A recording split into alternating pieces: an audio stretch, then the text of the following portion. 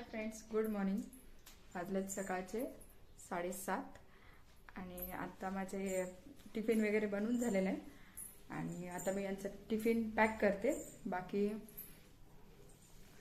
सकाळीच आज लवकर उठले होते तर टिफिन वगैरे बनवून झाले.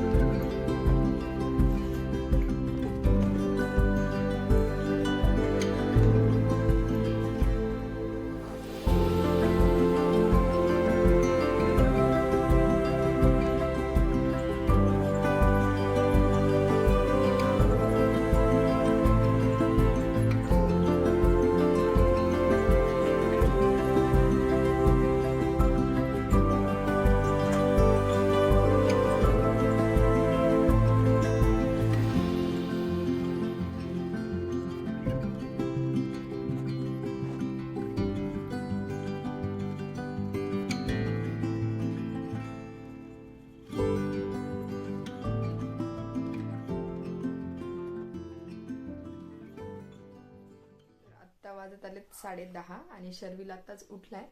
रात्रीचा लेट झोपतो त्यामुळे तो सकाळचा उठायला पण लेट करतात. आणि शौर्य तर तुम्ही बघू शकताय की शौर्य अजूनही झोपलाय. तो पण उठेल थोड्याच वेळात. तो उठला की मग आवरते त्यांचं आणि मग बोलते तुमच्यासोबत. शरू शरू से हाय हाय हाय. आणि तुझे नोज कुठे आहेत? नोज नोज कुठे दाखव. नोज. आणि केस कुठे आहेत तुझे? केस केस कुठे आहेत? ओके. आणि बाबूचे कान कुठे आहेत? कान कान. हा. आणि बाबू गाणं कसं बोलतो? गाणं कसं बोलतो बाबू? बोल. ओय ओ लागलं लागलं लागलं लागलं. बाकीचं तर सगळं आवरलंय. आता एकीकडे दूध तापायला ठेवलं होतं, दूध पण तापून झालंय. त्याच्यावरती झाकण ठेवते. आणि इथे आहे भोपळा. आईंच्या मैत्रिणीने दिला होता त्यांना, तर आज त्याचे वडे बनवते. आमच्याकडे याला भोपळ्याचे वडे बोलतात. तुमच्याकडे काय बोलतात? कोणी कोणी त्याला मला वाटतं भोपळ्याचे घारगे पण म्हणतात. तुमच्याकडे काय बोलतात त्याला मला कमेंटमध्ये नक्की सांगा. तर आता याचे वडे बनवूयात. चला. तर आता याला कट करून घेते. बराच मोठा आहे.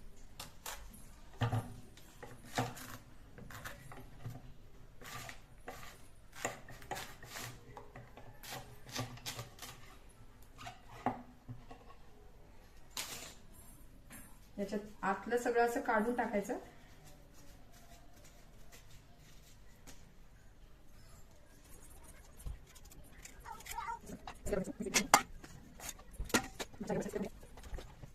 आता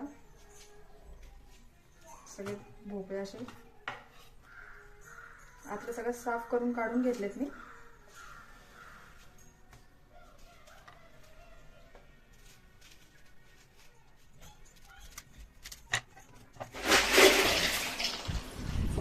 दोघांना पण खेळणे काढून दिले ते.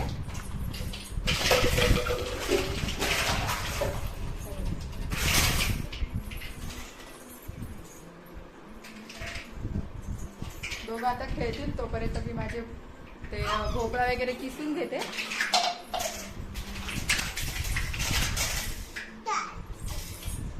दोघं खेळतात ते तोपर्यंत मी भोपळा वगैरे किसून घेते. आणि आता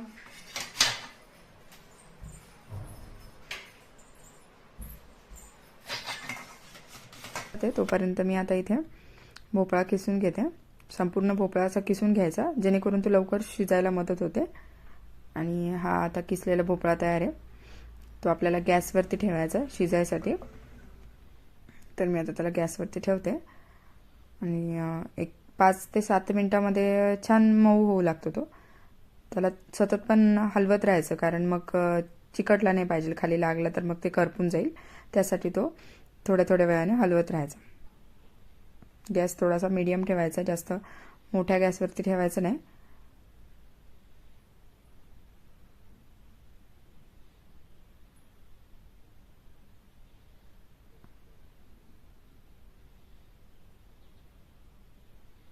इकडे बघू शकता हा भोपळा आपण ठेवलेला आहे, त्याला सतत असं हलवत राहायचं.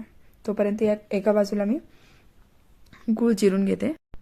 गूळ तुम्ही तुमच्या अंदाजानुसार किती गोड कमी हवे तसं चिरून घ्या.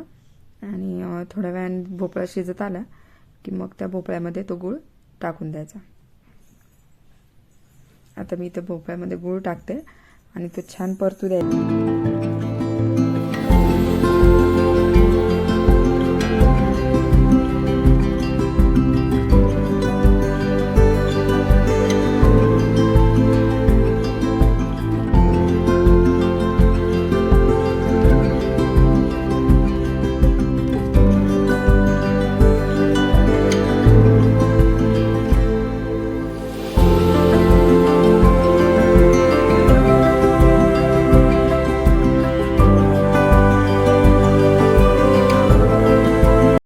आणि एकीकडे 2 चमचे हरभऱ्याची डाळ, 2 चमचे धने आणि एक अर्धा चमचा मेथी दाणे आहेत ते मी कढईमध्ये छान भाजून घेते.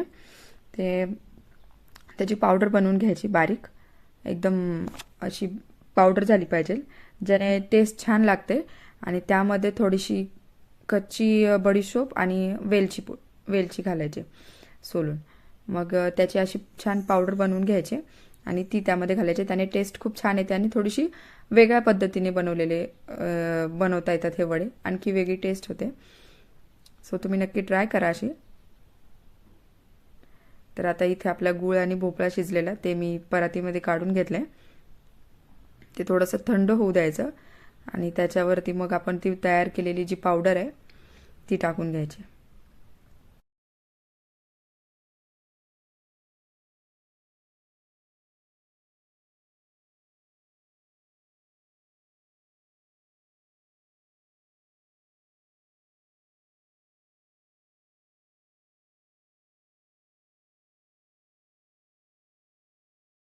गव्हाचं पीठ घ्यायचं, जसं भोपळ्यामध्ये बसेल इतकं पीठ घ्यायचं आणि वरून थोडंसं तांदळाचं पीठ घ्यायचं.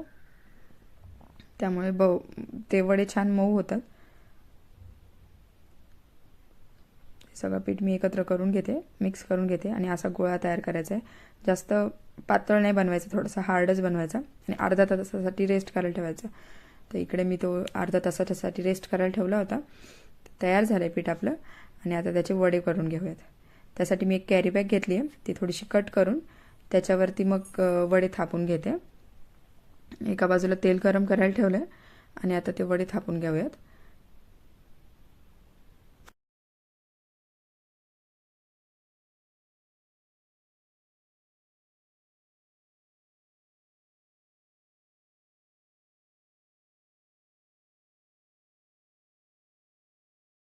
पद्धतीने तुम्ही कॅरी बॅग सेट करून घेऊ शकता आणि त्यावरती असे हाताने वडे थापून घ्यायचे. त्यात मध्ये एक होल करायचं, त्यामुळे ते इव्हनली कुक होतात.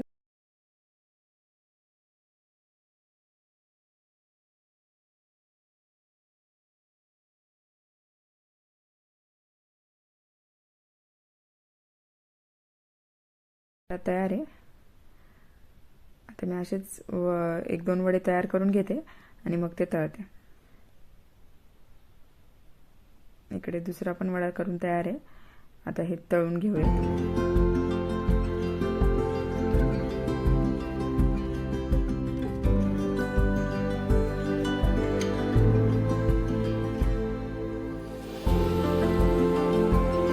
छान गरम झाले आणि त्यात आता वडे सोडून घेऊयात आणि छान तळून घेऊयात.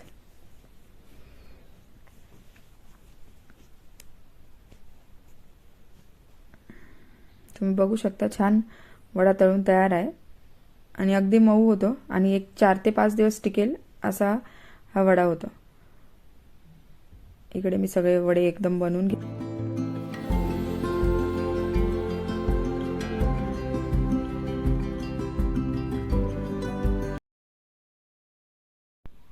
आणि तुम्ही बघू शकता हे असे वडे आपले तयार झाले. ते तुम्हाला व्हिडिओ आवडला असेल तर व्हिडिओला लाईक, शेअर आणि सबस्क्राईब करा. थँक्यू.